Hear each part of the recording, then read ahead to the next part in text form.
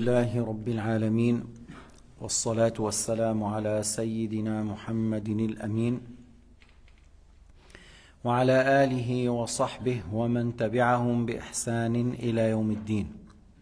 يقول المؤلف رحمه الله الإمام النسفي: واستحلال المعصية كفر. Le fait de déclarer halal un péché qui est connu comme péché, comme l'alcool, la consommation de l'alcool, la fornication, la sodomie, le vol, l'usurpation, tuer injustement, faire du mal aux parents. Voilà, il y a des péchés qui sont très connus. Les ignorants et les non, et les savants et les non-savants, ils connaissent. Alors le fait de déclarer que ces péchés sont halal, ça fait sortir de l'islam. C'est ce qu'il a dit l'imam. Istihlal al-ma'siyat kufr. Pourquoi? Parce que c'est comme tu dis, ce qu'Allah a dit est faux. C'est comme tu as dit, ce que le prophète Mohammed est faux. C'est pas juste, c'est moi qui dis là, ce qui est juste, c'est pas Mohammed, c'est pas Dieu. Et c'est de la mécréance le fait de dire ça. Vous avez compris? Supposons il y a un péché que les grands savants, les savants connaissent, c'est un péché, les savants. Les ignorants ne le connaissent pas. Et toi, tu sais. Toi, tu as entendu de la part des savants que telle chose est haram. Alors si tu dis c'est halal, c'est de la mécréance. Pourquoi? Du fait que tu as su. Le fait que tu as su que c'est un péché et tu as rejeté. C'est comme tu as dit, alors ce qu'Allah a dit, ce que son messager a dit, c'est pas vrai. Alors c'est de la mécréance aussi. Parce que tu sais la réalité et tu as nié. Tu as contredit. Qu'il soit un péché grand ou petit, qu'il soit un grand péché ou petit péché, le fait de rejeter les textes, c'est la mécréance. Le fait de savoir la vérité, que c'est haram, et la personne dit non, c'est pas haram, c'est halal. Même s'il le dit par plaisanterie, même s'il le dit pour faire rire les gens autour de lui, il a mécru. On ne joue pas avec ça. Lorsque la personne il plaisante pas en faisant des contradictions avec l'islam, le Coran, la parole du prophète Mohammed alayhi salatu wassalam. Tu plaisantes par des choses qui sont qui ne contredisent pas la religion, voilà, et qui ne sont pas des mensonges non plus. إذن من أراد أن يمزح فليكن مزاحه فيما ليس فيه مخالفة لشرع الله ولا تكذيب لدين الله ولا استخفاف بأحكام الدين ولا يكون فيه كذب. يعني قال عليه الصلاة والسلام إني لا أمزح ولكني لا أقول إلا حقا. ولكن هذا معناه قليلا نادرا ليس كثيرا. Que Sayyidina Muhammad rarement il faisait des plaisanteries avec ses compagnons, rarement, c'est pas beaucoup, non. قال رحمه الله: والاستهانة بها كفر. الشرح أن الذي يستهين بالمعاصي يقول لا بأس ما فيها شيء. Celui qui dit non mais il y a rien, c'est pas grave. Comment c'est pas grave? Il dit le fait de désobéir à Dieu c'est pas grave? Non. Le fait de désobéir à Allah c'est pas grave? Est-ce que toi tu dis à ton fils lorsqu'il désobéit à Dieu, c'est pas grave, tu peux la répéter? Ouf, c'est comme ça tu dis à ton fils s'il désobéit à toi? Non. Tu dis attention. Ne refais plus. Tim, je suis ton père. Ne fais pas ça. Ah, d'ailleurs, c'est un être humain comme toi. Et des fois, peut-être, il a raison. Toi, tu as ordonné une chose, et lui, il a fait autrement, et lui, peut-être, ce qu'il a fait, il est mieux, peut-être. Et toi, tu dis, non, tu as désobéi à mon ordre. Alors, tu dis pas, c'est pas grave. Alors, lorsqu'il désobéit à Dieu, on dit, c'est pas grave. كمأنك إذا كان لك ولد وأمرته بشيء وعصاك لا تقول له لا بأس لا بأس فيك تعيدها لا بأس لا ضرر لا بأس. No, ليس هكذا يتصرف الوالد مع ولده عند التأديب. يقول له لا تفعل لا تعصي أباك. معناه إذا أمرك بالخير أو أمرك بما لا معصية فيه. ما هيك؟ إذا أمرك بما لا معصية فيه. Mais si ton père t'ordonne le péché, ne fais pas. On est d'accord. Le fils, si son père lui a ordonné de faire un péché, il ne fait pas. Il dit, mais je suis ton père, t'as ordonné, je t'ai ordonné. Il dit, mais mon créateur m'a ordonné de ne pas désobéir, m'a interdit. Alors je ne peux pas obéir à toi et désobéir à Dieu. La priorité, c'est le fait d'obéir à Dieu. إذا أمر الأب أو الأم ولدهما بالمعصية فلا يجوز أن يطيعهما، إنما يطيع الله عز وجل، لأن الله تعالى هو الذي خلقه، هو الذي يرزقه، وهو الذي يجب أن يطاع في كل ما أمر. أما الوالدين ينبغي طاعتهما فيما لا معصية فيه. لكن نحن عم نحكي أنه لا نستهين بما بالمعاصي، لا نستهين، لا نقول لا بأس لا بأس، لا بأس يعني ما فيها شيء، وهي فيها شيء. Au sujet des péchés, tu ne peux pas dire c'est pas grave, il n'y a rien du mal. Comment c'est pas grave ou c'est pas il n'y a rien du mal? C'est un péché et des fois c'est un grand péché. Il y a celui qui fait ça, il mérite d'être châtié. Et le fait d'être une seconde dans l'enfer, c'est pas une petite affaire. Une seconde dans l'enfer, c'est pas une petite affaire. Si tu mets la main sur la bougie une seconde, c'est une petite affaire? Non, c'est pas une petite affaire. C'est une bougie. Et si on te fait rentrer dans le grand four qui fait fondre l'or et le fer, on te fait rentrer une seconde. Chut, chut. C'est pas grave? Si, c'est très grave. Tu sors les lèvres, je ne sais pas dans quelle manière, le nez s'il reste le nez, les yeux s'il reste les yeux, tu restes différemment, tu sors différemment. Alors il ne faut pas dire c'est pas grave. Il n'y a rien. Comment il n'y a rien? Ici, il y a un grand péché. Comment on dit il n'y a rien? Non, il y a quelque chose de grave.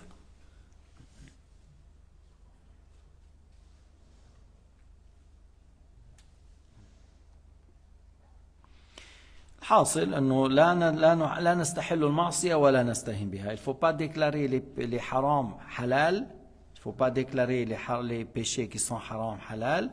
Et il ne faut pas les dire oui c'est pas grave, on fait et ça n'aura, il n'y a pas du mal dans le fait de le faire. Si, il y a du mal dans le fait de désobéir à Dieu. Il y a du mal dans le fait de désobéir à Dieu. قال النسفي والاستهزاء بالشريعة كفر. Le fait de se moquer des lois de l'islam. الشريعة هي كل أحكام الإسلام. Tous les lois de l'islam on dit شريعة. ونقول نحن شريعة سيدنا محمد آخر الشرائع وأتم الشرائع وأتمها وأكملها. On dit les lois ou sharia du prophète Mohammed, c'est la dernière, c'est la plus complète, c'est la plus souple, c'est la plus parfaite, c'est la plus facile à pratiquer, sharia de Sayyidina Mohammed. Alors, toutes les lois de l'islam, lorsque tu dis par exemple, commençons, oui, lorsqu'on a un enfant qui est né, on mâche une date, bien, et on met dans la bouche et on fait tourner sur les gencives. C'est sunna, c'est pas obligatoire, c'est dans le sharia.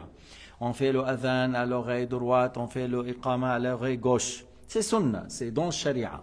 On égorge le mouton le 7e jour, voilà, ou 2 moutons, si c'est un garçon, une fille, un garçon, c'est dans le sharia.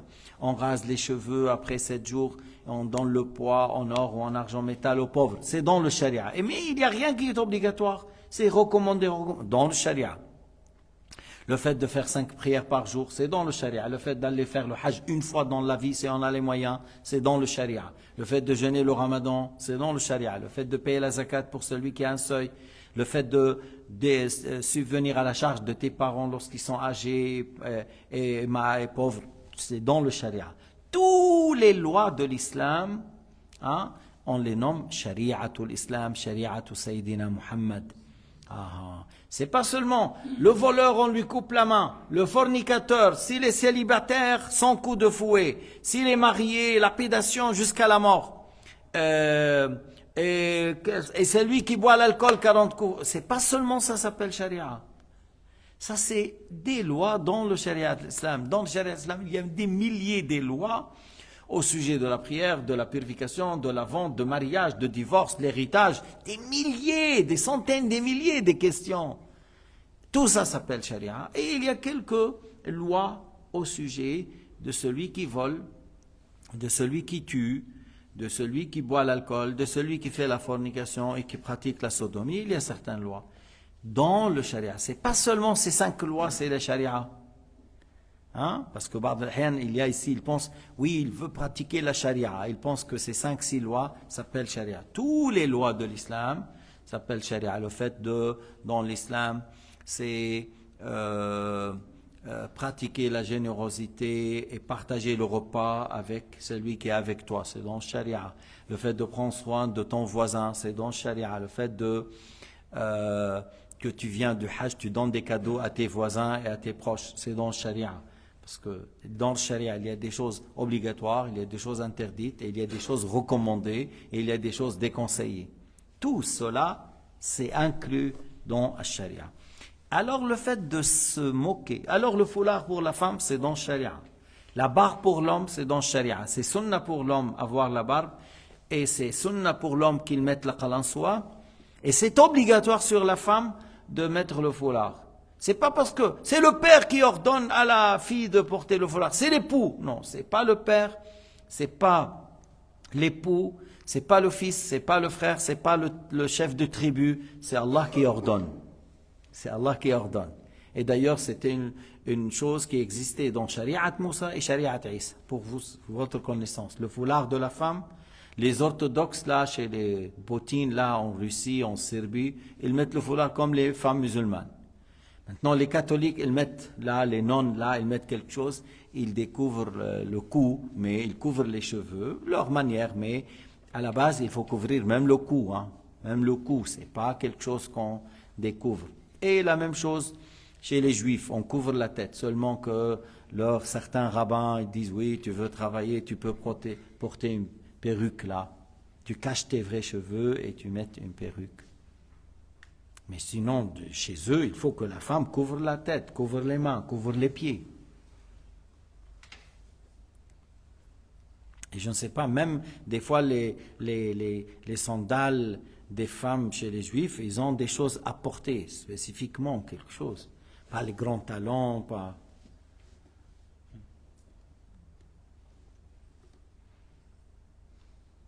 Et pas les habits serrés non plus, hein, chez le catholique, je ne parle pas aujourd'hui l'église catholique ou protestante. Tu trouves le dimanche, comment ils rentrent certains dans l'église, avec, on dirait, ils ont allé au dancing. Parce que c'est vraiment très court, mais vous allez au dancing. Mais à l'époque, non, la femme ne laisse pas porter les habits serrés. Alors, le fait de se moquer de ces lois, ça fait sortir de l'islam. Al-istihza'u bi-shari'ati kufr. N'importe quelle loi dans l'islam, le fait de se moquer de ces lois obligatoires ou recommandées, se moquer de ce que le prophète a transmis comme loi, hein, ou dénigrer et mépriser cela, c'est de la mécréance.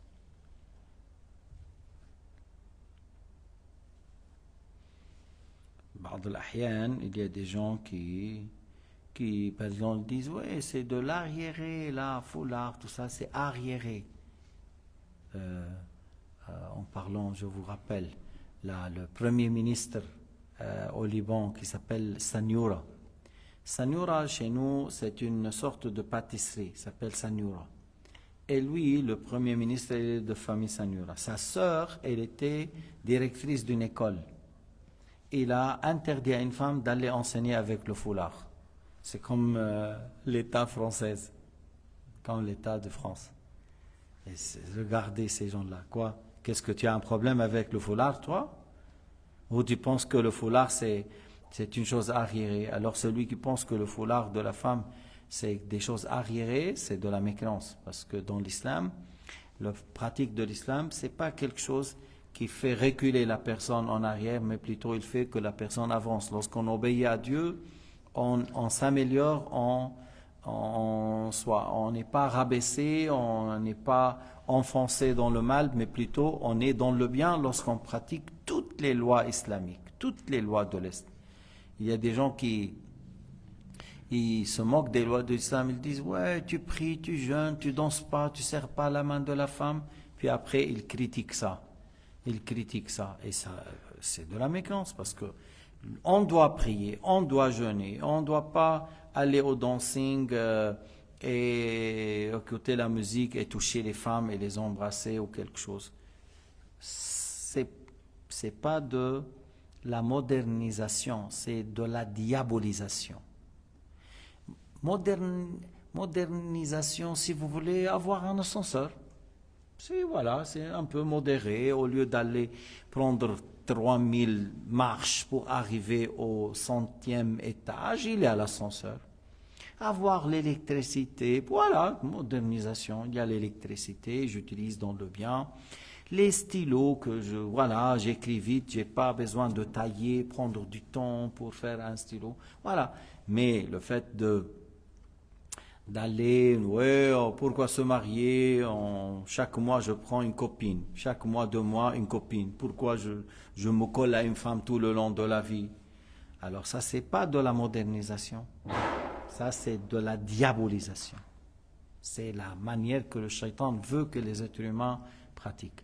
Alors, il y a des gens, malheureusement, ils considèrent modéré celui qui va dans les péchés et la perversité. Et ce n'est pas juste. Non. On est d'accord que les choses évoluent. On est d'accord qu'il y a des choses évoluent. Il y a au sujet des repas, on fait des bons fromages maintenant. À l'époque, à peine on a une sorte ou deux. Maintenant, la France, elle a 1600 sortes de fromages. Voilà. Il y a un développement de faire de bons fromages. Oui, mais on n'est pas contre ici. Il n'y a pas du mal dans le fait d'avoir ça. Mais le fait de dire, on prend l'alcool, alors là, ce n'est pas de la modernisation, c'est de la diabolisation.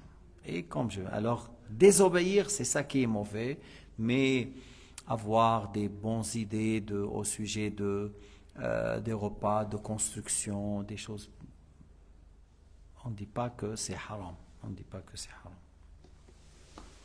قال رحمه الله واليأس من رحمة الله كفر والأمن من عذاب الله تعالى كفر. هذا لأن الإمام النسفي حنفي فيقول الأمن بمعنى اعتقاد أن الله لا يعذب أحد من العصاة بالمرة كما يقول المرجئة، فهذا كفر.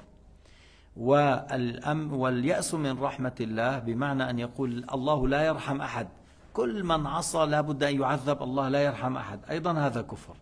فالحنفية يفسرونه على التعميم والإطلاق فيكون كفرا. Alors il a dit Nasafi, désespérer de la clémence de Dieu, c'est de la mécréance, et avoir la sécurité de son châtiment, c'est de la mécréance. Pourquoi? Parce que le Hanafiya, il définit comme ça. Le fait de dire qu'Allah ne pardonne à personne parmi les musulmans désobéissants. C'est-à-dire, tu es mort avec un péché, c'est fini, tu vas aller à l'enfer. Même pour une durée. Mais il dit, il n'y a personne parmi ceux qui ont commis le péché aura le pardon. Le fait de dire ça, c'est de la mécréance parce qu'Allah Ta'ala l'a dit dans le Coran, il pardonne moins que ça à qui il veut. Mais il a dit, il pardonne. Il n'a pas dit, il ne pardonne pas. Il a dit, il pardonne à ceux qui ont fait des péchés moins que la mécréance. Il pardonne à qui il veut. Et dans le hadith, il y en a beaucoup de hadiths qui confirment qu'Allah pardonne à qui il veut parmi les musulmans désobéissants. Alors le fait de rejeter ça et dire non, celui qui a fait un péché et il est mort sans se repentir, il est dans l'enfer, il n'y a pas de pardon. Alors les Hanafiya, ils ont dit c'est de la mécréance parce que par ça, il y a un rejet pour plusieurs ayats et plusieurs paroles prophétiques.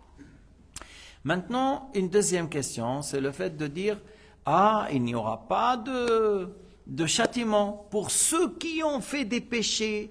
Lorsqu'il vient le jour du jugement avec la foi, ça suffit. Il n'y a pas quelqu'un qui va être dans l'enfer, c'est les musulmans. Même s'il a fait des montagnes d'ici jusqu'à la Chine, et tous les musulmans. Il n'y a pas un musulman qui va aller en enfer. Il n'y a pas un. Alors c'est de la mécréance. Pourquoi? Parce qu'il y a des textes dans le Coran et la Sunna qui indiquent cela. Et dans le hadith, par exemple, sortira de l'enfer celui qui a dit la ilaha illallah en ayant le minimum. Ben alors, sortira, ça veut dire il était dedans. Si Sayyidina Muhammad a dit sortira de l'enfer, c'est lui qui a dit la ilaha illallah, ça veut dire il sera châtié. Mais il sortira parce qu'il est musulman. Mais il était dedans.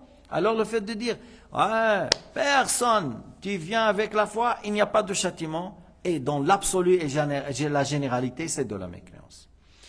C'est comme ça qu'ils ont défini l'Ahnaf et le Nasafi ou le Tahawi, c'est des Hanafites. Alors ils ont dit c'est de la mécréance. Alors Shafi'iyya, ils ont défini que la personne, elle parle de lui-même, de sa propre personne. Il dit, moi j'y vais au paradis.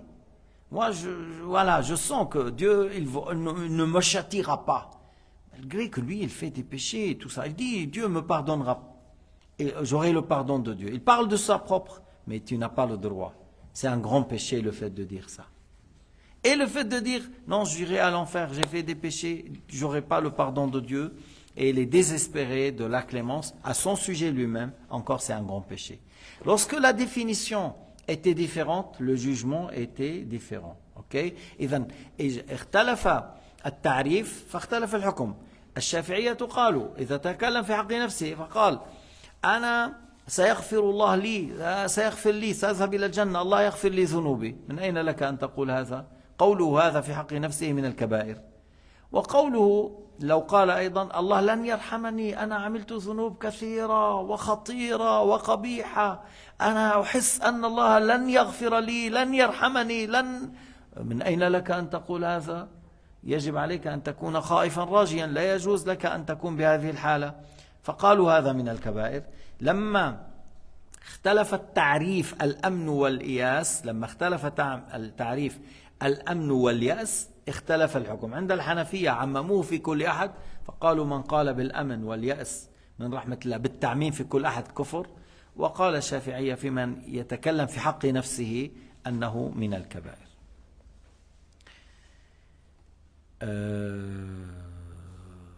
هذا تفسير قلنا الماتريدية ويعني الحنفية أيضا، والشافعية لهم تفسير كنت شرحته لكم.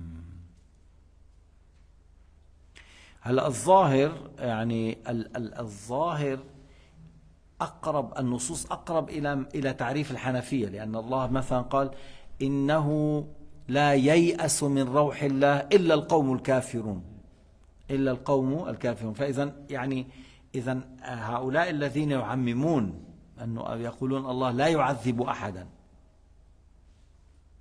من العصاة، يقول الله لا، أو الذين يقولون الله لا يرحم أحدا، الذين يقولون الله لا يرحم أحد من العصاة ويعممون في كل أحد.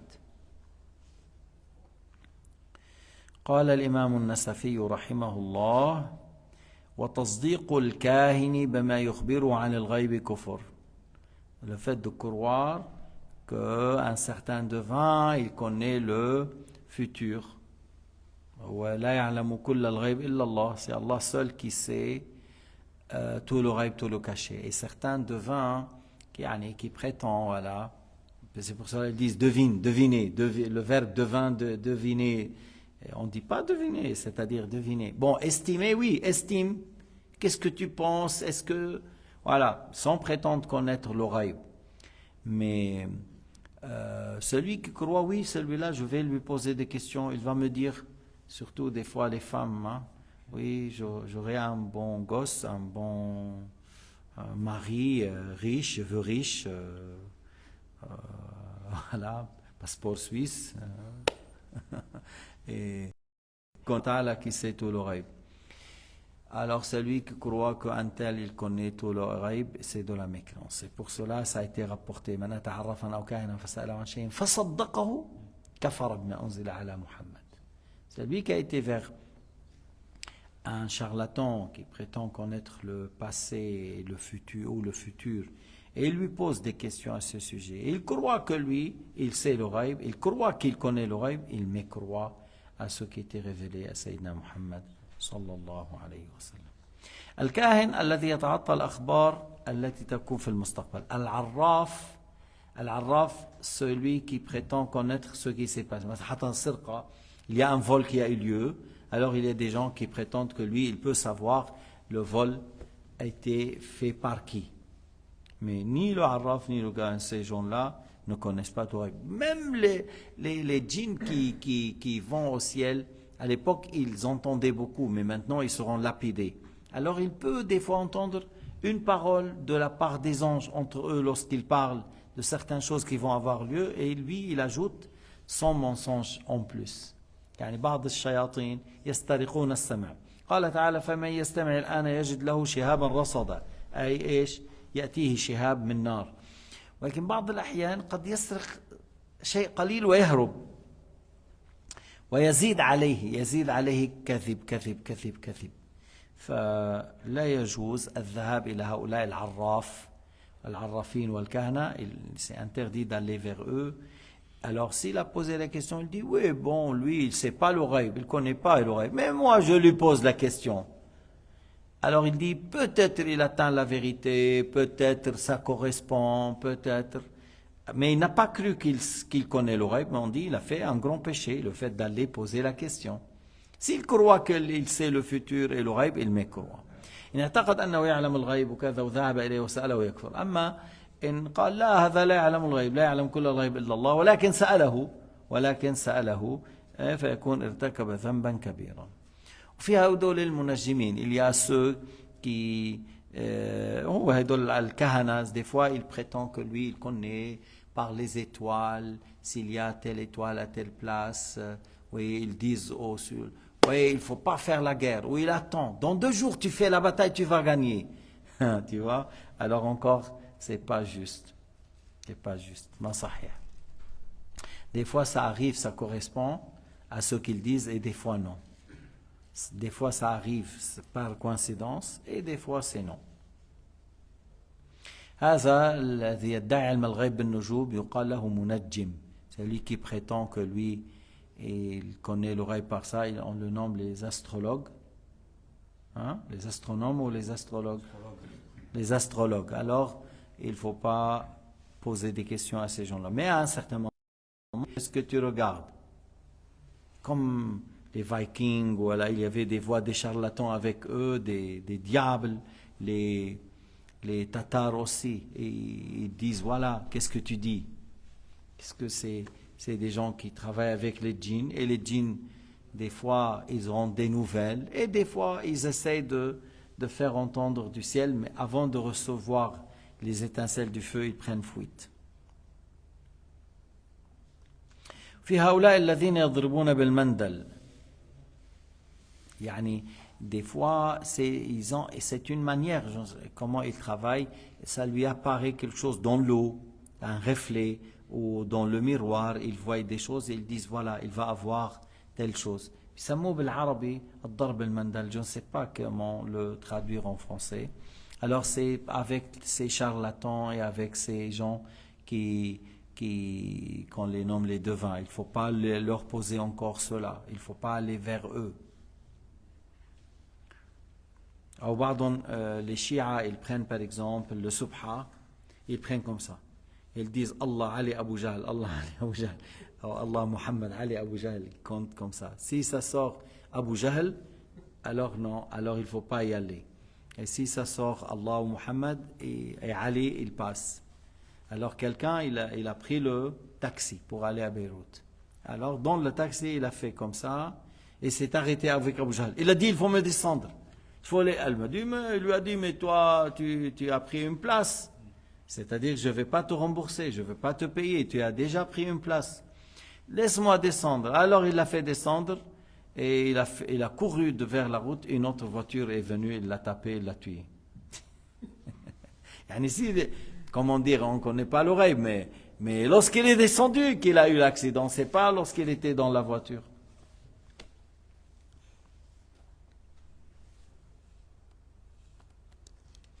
وقد ورد في ذم الكهانة أحاديث. Il y a plusieurs hadiths qui étaient cités au sujet de ceux qui prétendent connaître le ghaib ou le caché, et le prophète nous a interdit d'aller vers eux.